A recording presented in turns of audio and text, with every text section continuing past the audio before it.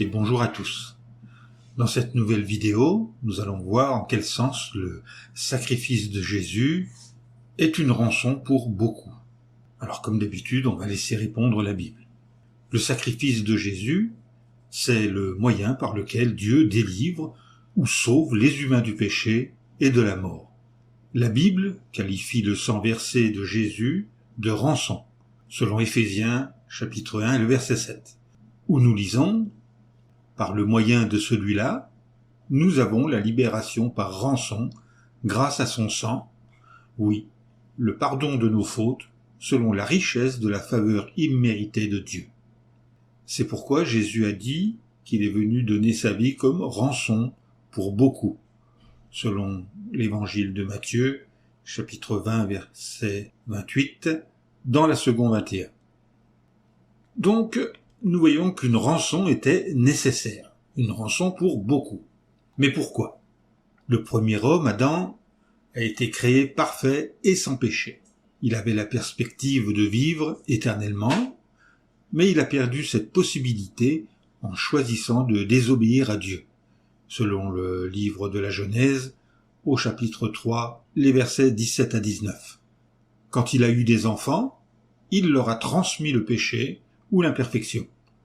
Selon l'Épître aux Romains, chapitre 5, verset 12, que nous pouvons lire, il est écrit « C'est ainsi que, par un seul homme, le péché est entré dans le monde, et par le péché la mort, et la mort s'est donc étendue à tous les hommes, parce que tous avaient péché. » C'est pourquoi la Bible indique qu'Adam s'est vendu, lui et ses enfants, en esclavage au péché, selon l'Épître aux Romains, chapitre 7, verset 14. Étant imparfait, aucun de ses enfants ne pouvait racheter ce qu'Adam avait perdu. Nous pouvons lire cela dans le livre des Psaumes, au chapitre 49, les versets 7 et 8. Nous lisons « Aucun d'eux ne peut racheter un frère, ni donner à Dieu une rançon pour lui. Le prix de rachat d'une vie humaine est si élevé qu'il sera toujours au-dessus de leurs moyens. » Dieu éprouvait de la compassion pour les descendants d'Adam, pour nous, face à cette situation désespérée. Mais tout n'est pas perdu, parce que nous pouvons lire dans l'évangile de Jean au chapitre 3 et au verset 16, « Car Dieu a tellement aimé le monde qu'il a donné son Fils unique, afin que tous ceux qui exercent la foi en lui ne soient pas détruits, mais aient la vie éternelle. » Donc nous disons que Dieu nous a tellement aimés et tellement débordant d'amour pour nous qu'il n'a pas hésité à donner son Fils unique. Oui, parce que les normes de justice de Dieu lui interdisaient de fermer les yeux sur nos péchés et de nous pardonner sans fondement valable. Que pouvons-nous lire dans le psaume 89e, verset 14 ? Eh bien, découvrons-le ensemble. Nous pouvons lire « Justice et droiture sont le fondement de ton trône. Amour et fidélité se tiennent devant toi. » Donc, par amour pour les humains, Dieu a fourni le moyen légal pour que nos péchés soient pardonnés, mais aussi pour nous débarrasser de l'imperfection, selon l'Épître aux Romains au chapitre 5, les versets 6 à 8. Alors, comment fonctionne la rançon ? Dans la Bible, la rançon suppose les 3 éléments suivants. Premièrement, c'est un paiement, selon le livre des Nombres, au chapitre 3, les versets 46 et 47.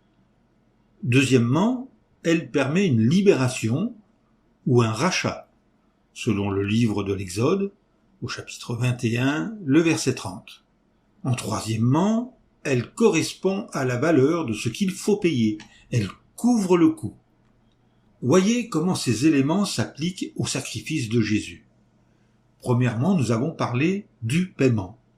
La Bible dit que les chrétiens ont été achetés à un prix, selon 1 Corinthiens chapitre 6, verset 20, ou encore le chapitre 7, le verset 23. Ce prix, c'est le sang de Jésus, avec lequel il a acheté pour Dieu des gens de toutes tribus, et langues, et peuples, et nations, selon le livre de la Révélation, au chapitre 5, les versets 8 et 9. En deuxièmement, nous avons vu la libération. Le sacrifice de Jésus fournit une libération par rançon du péché, selon l'Épître aux Corinthiens, au chapitre 1, les versets 14. Et en troisièmement, nous avons vu que cette rançon doit être correspondante.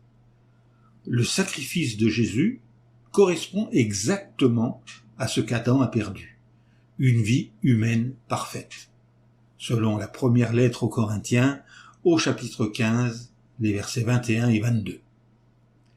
La Bible dit, de même que par la désobéissance de ce seul homme, c'est-à-dire Adam, beaucoup ont été rendus pécheurs, de même aussi par l'obéissance de cette seule personne, c'est-à-dire Jésus-Christ, beaucoup seront rendus justes. Ceci est lisible dans la lettre aux Romains au chapitre 5 et au verset 19.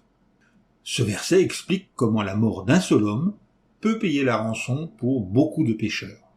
Une rançon correspondante pour tous, c'est-à-dire pour tous ceux qui font ce qu'il faut pour en bénéficier, selon la première lettre à Timothée, au chapitre 2, les versets 5 et 6. Dans la Bible, les termes originaux, traduits par rançon, emportent l'idée d'un prix ou d'une chose de valeur qu'on paie.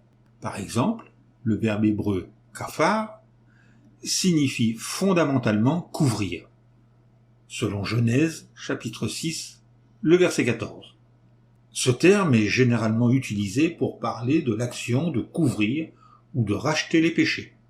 Vous pourrez vérifier ceci dans le livre des Psaumes, au chapitre 65, le verset 3.